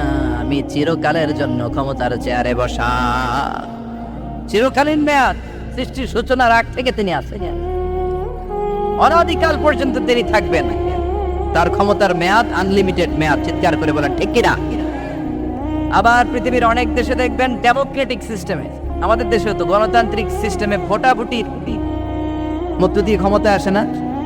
যাদেরকে ভোট দেওয়া হয় বেশি তারা ক্ষমতায় চলে যায়। আল্লাহ তো ভোটে আসছে ক্ষমতায়, কথা কন তো কেমনে আসছে? কারচুপি করে। কথা বলেন। আল্লাহ ভোটে আসা লাগে নাই, কেউ তাকে ভোট দেওয়া লাগে। আবার অনেক দেশে আছে মোনার্কি সিস্টেম, রাজতন্ত্র, রাজার পোলা রাজা, আল্লাহর বাপ ছিল রাজা, এই জন্য আল্লাহ রাজা। কথা বলেন না, আল্লাহ রাজতন্ত্রের সিস্টেমে আসে নাই। আবার অনেক দেশে আছে ডিকটেটরশিপ, একবার ক্ষমতা পাইলে মাগারছে আর ছাড়ে না। আছে না নাই? 20 বছর 30 বছর চলতেই থাকে, আছে না নাই? আল্লাহ কি এই সিস্টেমে আসছে? আল্লাহর ক্ষমতার সাথে পৃথিবীর কারো ক্ষমতার কোনো মিল নাই। চিৎকার করে বলেন ঠিক কি না? আবার অনেক দেশে কোয়ালিশন করে ক্ষমতায় যেতে হয়, জোট করে। জোটের রাজনীতি এদেশে আছে না নাই? 4 দলীয় জোট, 10 দলীয় জোট, 14 দলীয়, 18 দলীয়, 20 দলীয়, মহাদলীয়, মহাজোট, সামনে হবে মহাজোট। কথা ঠিক কিনা বলেন? তো আল্লাহ কিরকম জোট করে আসা লাগছে? কথা বলেন। তার মানে আল্লাহর ক্ষমতা আমাদের ক্ষমতা এক নয়। আবার পৃথিবীর অনেক দেশে গণ অভ্যুত্থানের মাধ্যমে অনেককে ক্ষমতা থেকে নামানো হয়, ঠিক কিনা? গণ অভ্যুত্থান হয় না, সেনাবাহিনীরা কু করে না, মিলিটারি কু করে ক্ষমতা থেকে নামায়। তো আমরাও যদি আল্লাহর বিরুদ্ধে একটা আন্দোলন করি, আল্লাহ তো নেমে যাবে, নামানো যাবে না? আচ্ছা আমরা পারলাম না, জিনেরা যদি আমাদের সাথে যোগ দেয়, মানুষ জিন ভাই ভাই, আল্লাহর রক্ষা নাই। কথা বলেন, তাও পারা যাবে না। ফেরেশতারাও যদি কয় আমরাও মানি না, তাইলে তো শেষ আল্লাহর গদি। আল্লাহ বলে গোটা বিশ্বের সবাই মিলে যদি আমার বিরুদ্ধে আন্দোলনে নেমে যাস, আমার ক্ষমতার বিরুদ্ধে যদি মিছিল দেয়া শুরু করে দিস, আমার ক্ষমতার 1 ইঞ্চিও কমাতে পারবি না। সুবহানাল্লাহ বলেন। এজন্য আল্লাহ বললেন তাবারাকাল্লাযী বিয়াদিহিল মুলকু ওয়া হুয়া আলা কুল্লি শাইইন কাদির। সুমহান সেই সত্তা যার হাতে ক্ষমতা, ক্ষমতা কার হাতে। আবার দেখবেন পৃথিবীর অনেক দেশের রাজা সিস্টেম, যেখানে বয়সের ভাড়া যখন নুজ্জ হয়ে যায়, 80-90 বছর বয়স হয়ে যায়, স্বেচ্ছায় ক্ষমতা ছেড়ে দেয়, ছেড়ে দিয়ে রিটায়ারমেন্টে যায়। কথা কন, শোনেন নাই মনে হয়, আছে না নাই? অনেক রাজা স্বেচ্ছায় ক্ষমতা ছেড়ে দিয়ে রিটায়ারমেন্টে যায়, বয়সের ভারে নুজ্জ। তা আল্লাহ তো ওই কবে থেকে ক্ষমতায় বুড়ো হয়ে গেছে না? কথা কন, এখন আল্লাহর চলতে লাঠি লাগে, আগের মতো ক্ষমতা নাই, চোখে সানগ্লাস লাগে, পাওয়ারওয়ালা গ্লাস ছাড়া আল্লাহ মনে হয় দেখে না। কথা কন, যে ফেরাউনকে আল্লাহ সাগরের জলে ডুবিয়ে মারলো, যে নমরুদকে আল্লাহ শেষ করে দিল, যেই কারণকে আল্লাহ শেষ করে দিল, সে আল্লাহ আজও আগের ক্ষমতা নিয়ে ছেড়ে নাই। এজন্য বিয়াদিহিল মুলক, তার হাতে ক্ষমতা, ওহুয়া আলা কুল্লি শাইইন কাদির। তিনি চাইলে সব করতে পারেন। তিনি রাজারে প্রজা বানাতে পারেন, প্রজারে রাজা বানাতে পারেন, ধনীরে গরিব বানাতে পারেন, গরিবরে ধনী বানাতে পারেন। তিনি সাগরকে মরুভূমি করতে পারেন, মরুভূমিকে দরিয়া করে দিতে পারেন। তিনি কে? ওয়া হুয়া আলা কুল্লি শাইইন কাদির। তিনি যেটা চান সেটাই করতে পারেন। চিল্লায় বলেন ঠিক কি না? এরপর আল্লাহ বললেন আল্লাযী খালাকাল মাউতা ওয়াল হায়াতা লিয়াবলুয়াকুম আইয়ুকুম আহসানু আমালা। ও আল্লাহর আদেশে দেহে ঢুকে আল্লাহর আদেশে বের হয়ে যায়, ঠিক কি না? এই যে ছোট্ট বাচ্চাটার দেহের ভিতরে যে রূহ ঢুকলো, কে দিল? 120 দিনের আগে মানব শিশুর দেহের ভিতরে কিন্তু রূহের ফুৎকার হয় না। সহিহ বুখারীর বর্ণনা 40-40-40, 340-এ কত? কথা বলেন। প্রথম 40-এ থাকে নুতফা, তারপরের 40-এ হয় আলাকা, তারপরের 40-এ হয় মুদগা, sperm drop, blood clot, and then the little flesh. ছোট্ট নাপাক পানি ছিলাম, শুক্রাণু ছিলাম আমরা। কি ছিলাম? শুক্রও ছিলাম না, শুক্রাণু, শুক্রের অণু। 1 ফোঁটা শুক্রের মধ্যে 20 কোটি অণু থাকে। ওই 20 কোটির একটা ছিলাম আমি আর আপনি। সুবহানাল্লাহ। বাড়িতে গিয়ে বললেন ডিম্ব আমরা ছিলাম না, আমরা ছিলাম ডিম্বাণু। ডিম্বের এই ডিম্বাণু আর শুক্রাণু দুইটা মিলে আল্লাহ আমাদেরকে বানায় ফেললেন জাইগট, সেখান থেকে এমব্রয়ো, তারপরে আস্তে আস্তে ইনিশিয়াল স্টেজগুলো শেষে একটার পর একটা স্টেজ পার করে তিনি আমাদেরকে বানালেন আলাকা, সেখান থেকে মুদগা। আমাদের দেহের ভেতরে তিনি স্কেলিটন ভরে দিলেন, কঙ্কাল, মাথার স্কাল দিলেন, খুলে দিলেন, নাক কান গলা দিলেন, আমার রেসপিরেটরি সিস্টেম চালু করে দিলেন। কত ছোট ছিলাম আমি, ক্ষুদ্র ছিলাম আমি। ফালইয়ানজুরিল ইনসানু মিম্মা খুলিকা মিম্মাইন দাফিক। মানুষের উচিত তার সৃষ্টি প্রক্রিয়ার দিকে নজর করে তাকানো। বাবার পিঠ থেকে সবেগে নির্গত হওয়া পানি দিয়ে মায়ের পেটে তোমারে ঢুকায় দিল কে? নাপাক পানি থেকে ছোট্ট ব্যাঙ্গাচির মতো ছিলাম, জোকের মতো মায়ের জরায়ুর দেয়ালে লেগেছিলাম। সেখান থেকে বড় করতে করতে আমার রেসপিরেটরি সিস্টেম, আমার এয়ারিং সিস্টেম, আমার সব সিস্টেমগুলো তিনি আমার দেহের ভিতরে সেট করে দিল। চিল্লায় কোন সুবহানাল্লাহ। 120 দিনের সার্টেন পিরিয়ড শেষে তিনি দেহের ভিতরে রূহের ফুৎকার দিলেন। দেয়া মাত্রই আমার রুহুতে ধপ ধপ ধপ শুরু হয়ে গেছে। ওই যে ধপ ধপ শুরু হয়েছে, আজও থামে নাই। এই ধপ ধপ থামলে বাঁচবেন, দম ফুরাইলে আমরা ঠুস হয়ে যাবো, ঠিক কিনা? আয় রে মানুষ রঙিন ফানুষ, দম ফুরাইলে তবু তো ভাই কারোরই নাই একটুখানি। আয় রে মানুষ রঙিন ফানুষ, রঙিন ফানুষ, আয় রে মানুষ। সুবহানাল্লাহ বলেন। সে আল্লাহ বললেন গোলাম, জীবন আর মরণের মাঝখানে আমি তৈরি করেছি রুহু। পৃথিবীর বিজ্ঞানীরা সব বানাতে পারে, কম্পিউটার বানাতে পারে, প্লেন বানাতে পারে, হেলিকপ্টার বানাতে পারে, রকেট বানাতে পারে, কিন্তু গোটা বিশ্বের সব বিজ্ঞানীরা মিলে কি রুহু বানাতে পারে নাকি? কথা বলেন। গত বছর সোফিয়া নামে একটা রোবট আসছিল না? কথা কন। ওটা মাথা উঁচু করে নিচু করে কথা বলতে চায়, মানুষের মতো হতে চায়। আসলে কি মানুষ? ওটার মধ্যে কি রুহু আছে? রুহু বানাইতে পারবে কেউ? এই রুহু নিয়ে যে কত গবেষণা, মুমূর্ষ রোগীদের উপর গবেষণা চালিয়েছে অনেক। বুলেট প্রুফ গ্লাসের ভিতরে মুমূর্ষ রোগীকে রেখে রেখে তারা চেক করতে চেয়েছে আমেরিকান বিজ্ঞানীরা যে রুহু কোন দিক দিয়ে বেরোয়। তারা ওজন করে দেখে মানুষ মরে গেলে কোন লাশের ওজন বেড়ে যায়, কোন লাশের ওজন কমে যায়। যেটাতে কমে গেছে 2 কেজি কমে যায়, তার অবাক। কিরা আগে ছিল 80 কেজি, এখন হচ্ছে 78 কেজি, তার মানে 2 কেজি না, এটাই রুহু। এটাই কি? এটা হচ্ছে গবেষণার ধাপ। অনেকগুলো মডিউল তারা আনে, অনেক মুমূর্ষ রোগীকে গ্লাস ফিটিং করা, ইন্টেন্সিভ কেয়ারে রেখে তারা অবজার্ভ করে, আর অক্সিজেন মাস্ক খুলে দিয়ে তারা দেখে যে লোকটা ছটফট করে কিভাবে মরে। মরার আগে ওজন মাপ ছিল 80 কেজি, মরে গেছে পরে আবার ওজন দিয়ে দেখে 78 কেজি। কমছে কয় কেজি? বিজ্ঞানে কয় পাইছে। সবাই কয় কি পাইছে? কয় রুহু। কই পাইলেন? কয় আগে 80 এখন 78, 2 কেজি। রুহুর ওজন কয় কেজি? তো বিজ্ঞানীদের সিস্টেম হচ্ছে যে কোনো একটা বিষয়ের উপর গবেষণা চালালে তারা পূর্ণাঙ্গ ডিসিশনে পৌঁছতে পারে না। They couldn't jump to the final conclusion just on one module, based on one module. They cannot do it. তাদের অনেকগুলো মডিউল আনতে হয়। তারা আবার নমুনা আনলো আরেকটা, মুমূর্ষ রোগী, অক্সিজেন চেম্বার লাগানো, মাস্ক লাগানো, এটা খুলে ফেললে মরে যাবে। বুলেট প্রুফ করা গ্লাসের ভিতরে ঢুকিয়ে এটার ওজন মাপ, এটার ওজন 60 কেজি। এবার মাস্ক খোল, মাস্ক খুলছে ছটফট ছটফট করে, এটা শেষ। এবার মাপ দেখ, এবার মাইপা দেয়া গেছে 63 কেজি। কয় কেজি বাড়ছে? এক একটার এক এক সিস্টেম হইতেছে, কোনোটা কমে, কোনোটা বাড়ে, কোনোটা কিচ্ছু হয় না। সবাই কয় তাইলে আপনি রুহু পাইলেন কই? আগেরটা কম ছিল, মনে করছিলেন 2 কেজি কমছে, ওইটাই রুহু এখন 3 কেজি বাইরে গেছে। মিলাইবেন কি দিয়া? কথা কন। আল্লাহ ডেকে বলে, গোলাম কিয়ামত পর্যন্ত একটার পর একটা মুমূর্ষ রোগীকে বুলেট প্রুফ গ্লাসের ভেতরে ঢুকাতে পারবি, গবেষণা করতে পারবি, মাগার রুহু খুঁজে পাবি না। চিল্লায় বলে ঠিক না? কারণ এই রুহুর মালিক কে? সে আল্লাহ বললেন, আল্লাযী খালাকাল মাউতা ওয়াল হায়াতা লিয়াবলুয়াকুম আইয়ুকুম আহসানু আমালা। জীবন আর মৃত্যু বানালাম তোমাদেরকে পরীক্ষা করার জন্য। পরীক্ষা আছে না নাই? গোটা দুনিয়াটাই পরীক্ষা। আল্লাহ যারে পছন্দ করে বেশি তার পরীক্ষাও। আশাদ্দুন নাসি বালাআন আল আম্বিয়া। এই পৃথিবীতে আল্লাহ সবচেয়ে বেশি বালা মুসিবত দিয়ে পরীক্ষা করেছেন নবীদের। কারণ নবীরা আল্লাহর কাছে কম প্রিয় না বেশি প্রিয়? যেহেতু প্রিয় বেশি, পরীক্ষাও। এজন্য মুমিনের উপর যদি পরীক্ষা আসে, মুমিনের উপর যদি অত্যাচার আসে, মুমিনের উপর যদি ধৈর্যের পরীক্ষা আসে, জেল জরিমানা আসে, মুমিন ওইটারে ভয় পায় না। মুমিন ভয় পায় একজনকে, চিল্লায় বলেন তিনি কে? কারণ আল্লাহর ঘোষণা, ওয়ালা তাহিনু ওয়ালা তাহজানু। ঘোষণাটা কার? ভয় নাই, তোদের চিন্তা নাই।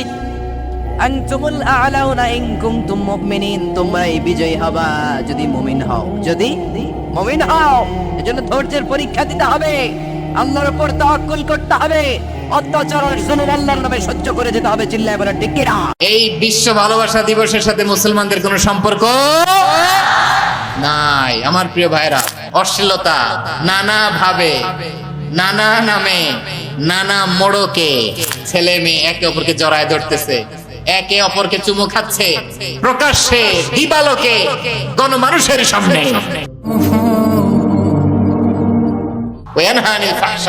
আল্লাহ তাআলা অশ্লীলতাকে নিষেধ করেছেন। যত ধরনের, যত টাইপের, যত ক্যাটাগরি অশ্লীলতা হতে পারে, সব অশ্লীলতাকে হারাম করেছেন কে? ফাহশা মানে কি? কথায়, কাজে, আচরণে, কমেন্ট, ফেসবুকের কমেন্টসে যত ধরনের নোংরামো আছে, যত ধরনের অশ্লীলতা আছে, এটাকে আরবিতে বলে ফাহশা। রাব্বুল আলামিন বলেন, কুল ইন্নামা হারামা রাব্বিয়াল ফাওয়াহিশা মা যাহারা মিনহা ওয়া মা বাতান। ও নবী, আপনি বলে দেন, আমার রব প্রকাশ্য, অপ্রকাশ্য, স্পষ্ট কিংবা অস্পষ্ট, দৃশ্যমান কিংবা অদৃশ্যমান সব অশ্লীলতাকে হারাম করেছেন। সব ধরনের অশ্লীলতা হারাম। এবার বলেন, আমাদের সমাজে অশ্লীলতা আছে না নাই? অশ্লীলতা নানা ভাবে, নানা নামে, নানা মোড়কে আমাদের সমাজে আছে না নাই? সংস্কৃতির নামে, ফ্যাশনের নামে, বিনোদনের নামে, উপন্যাসের নামে, কনসার্টের নামে অশ্লীলতা আছে না নাই? আপনি দেখেছেন কনসার্টগুলোর অবস্থা? আমাদের তরুণ তরুণীরা, আমাদের যুবক যুবতীরা, আমাদের জেনজিরা, কি অবস্থা ওইখানে। ছেলে মেয়ে একে অপরকে জড়ায় ধরতেছে, একে অপরকে চুমু খাচ্ছে প্রকাশ্যে, দিবালোকে, গণমানুষের সামনে। রূপালী জগতের নামে অশ্লীলতা আছে না নাই? এই টার্মটা আপনারা জানেন না? রূপালী জগৎ আসলে কি রূপালী জগৎ না অন্ধকার জগৎ? আমার বোনেরা, আপনাদেরকে যে কি বলে তারা বুঝায়, রূপালী জগৎ শুনেই আপনি ভরকে যাবেন না। রূপালী জগতে যে নারী যত বেশি উলঙ্গ সে নাকি তত বেশি সাহসী। বলে এটা একটা সাহসী নারী, খুব সাহসী পদক্ষেপ তার। যত বেশি শরীর থেকে কাপড় নামাতে পারবে, যত বেশি বস্ত্রহীন হয়ে নিজেকে প্রেজেন্ট করতে পারবে, সে নাকি তত বেশি সাহসী। আমার চট্টলার ভাইয়েরা, শয়তানের প্রথমে এজেন্ডা ছিল বনি আদমকে বস্ত্রহীন করা। সে আদম এবং হাওয়া আলাইহিস সালামকে নিষিদ্ধ গাছের ফল খাইয়ে তাদেরকে বস্ত্রহীন করেছে। এই জামিনেও সে আমাদেরকে বস্ত্রহীন করতে চাইবে। এই রূপালী জগতের নামে তারা এটা করে। আমার প্রিয় বোনেরা, আপনি জানেন না আপনার দাম কত। ওরা আপনাদেরকে বিজ্ঞাপনের সস্তা পণ্য বানাতে চায়। ওরা আপনাদেরকে ওদের ভোগের লিপসার টুলস বানাতে চায়।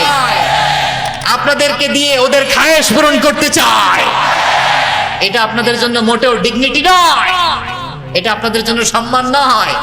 আপনার সম্মান শালীনতায়, আপনার সম্মান হেজাবে, আপনার সম্মান ভদ্রতায়, আপনার সম্মান আপনার ডিসেন্ট পোশাকে। পোশাক বলে দেয় এই নারীটা ভদ্র না অভদ্র, পোশাক বলে দেয় এই মেয়েটা কোন ঘরের মেয়ে। আপনি জানেন না, আপনার এই সস্তা পণ্য বানায়, ভোগের পণ্য, বিলবোর্ডে আপনাকে উলঙ্গ করে উপস্থাপন করে।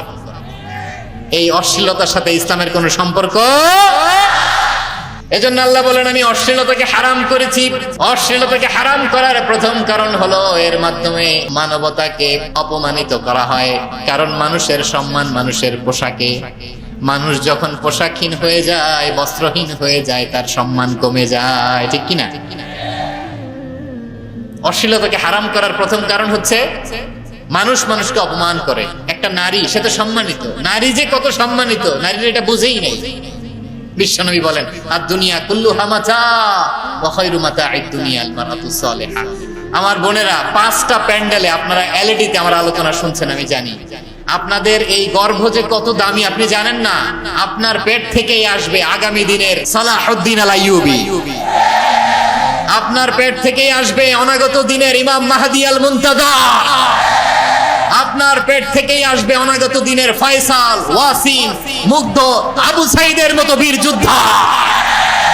আমার প্রিয় বোনেরা, আমার প্রিয় বোনেরা, বিশ্বনবীর কথার ওজন খেয়াল করেন। আদ-দুনিয়া কুল্লুহা মাতা ওয়া খায়রু মাতা'আদ দুনিয়া আল মারআতুস সালিহা। দুনিয়ার সবকিছুই অ্যাসেট, এর মধ্যে সবচেয়ে দামি অ্যাসেট নেককার নারী। আপনার গর্ভ যে কত দামি আপনি জানেন না। নিজের সময়টাকে কাজে লাগান, কোরআন পড়েন, সুন্নাহ পড়েন। আপনার অনেক দায়িত্ব ঘরে। You are the MD of your family. একটা family it's a very big institution. পরিবার একটা অনেক বড় প্রতিষ্ঠান। And you are the MD of your institution. আপনি এই পরিবারের MD, managing director of your family. এখানে আপনার কত দায়িত্ব। আপনি ছেলে মেয়েদেরকে তারবিয়া করবেন। আপনি আপনার স্বামীর জন্য ঘরটারে জান্নাতের নীর বানাবেন। আপনার জন্য জান্নাতের ডুপ্লেক্স বাড়ি ওইখানে তৈরি করে রাখবে কে? আপনি যে কত দামি আপনি জানেন না। নারীদেরকে আল্লাহ বানিয়েছেন উচ্চতর করে, নিম্নতর নয়। নারীদেরকে ছোট্ট জিনিস দিলে এটার বড় করে দেয়।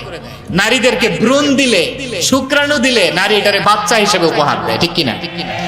বিয়ের মাধ্যমে স্বামী যখন তার শুক্রাণু তার স্ত্রীকে উপহার দেয়, স্ত্রী রিটার্নে কি উপহার দেয়? ফুল ফর্ম বেবি, মানব সন্তান। আপনি যদি নারীকে বাজার এনে দেন, নারী এটাকে সুস্বাদু খাবারে রূপান্তর করে দেয়। আপনি তাকে একটা মুচকি হাসি দিয়ে দেন, সে তার কলিজা দিয়ে দেয়। কিন্তু যদি আপনি তার মনে কষ্ট দেন, সে আপনার জীবনকে জাহান্নাম বানায়া দেয়। নারীর মন বুঝতে পারলে নেয়ামত, বুঝতে না পারলে কিয়ামত।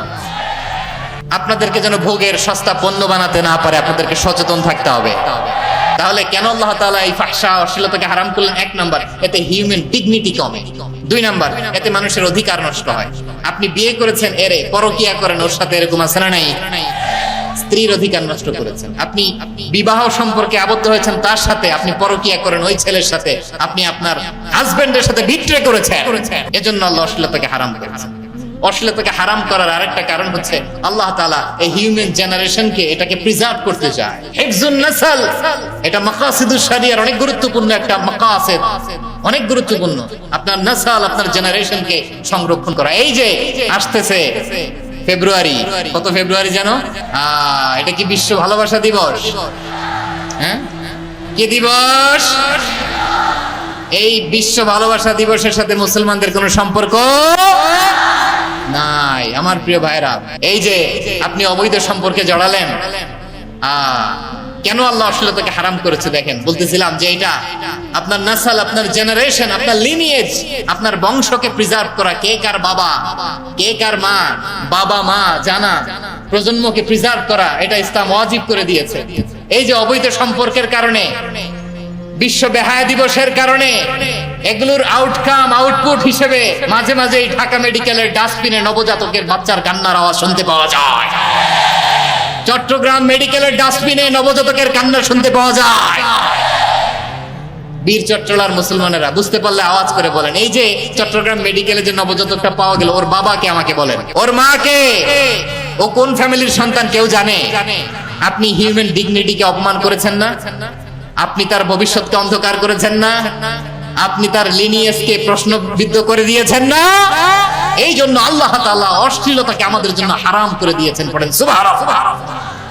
এই জন্য রব্বুল আলামিন বলেন, কুল ইন্নামা হারামা রাব্বিয়াল ফাওয়াহিশা মা যাহারা মিনহা ওয়া মা বাতান। প্রকাশ্য প্রকাশ্য সব অশ্লীলতাকে হারাম ঘোষণা করে দিয়েছে কে? আবার দুনিয়ার বুকে যারা অশ্লীলতার প্রসার করে তাদের জন্য শাস্তি মজুদ রেখেছে কে? রব্বুল আলামিন বলেন, ইন্নাল্লাযীনা ইউহিব্বুনা আন তাশিআল ফাহিশাতু ফিল্লাযীনা আমানু লাহুম আযাবুন আলীমুন ফিদ দুনিয়া ওয়াল আখিরাতি ওয়াল্লাহু ইয়ালামু ওয়া আনতুম লা তা'লামুন। নিশ্চয়ই যারা বিশ্বাসীদের মাঝে অশ্লীলতার প্রচার প্রসার করতে চায় তাদের জন্য আমি মর্মন্তুদ শাস্তি প্রস্তুত করে রেখেছি, দুনিয়াতেও রেখেছি, আখিরাতেও রেখেছি। ঘোষণাটা কার?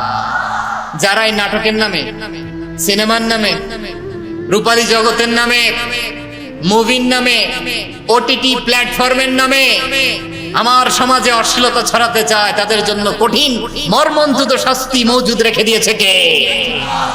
ও আমার বোনেরা, এখনো আপনি জাগবেন না? এখনো আপনার চিন্তার দুয়ারে এখনো নাড়া পড়ে নাই?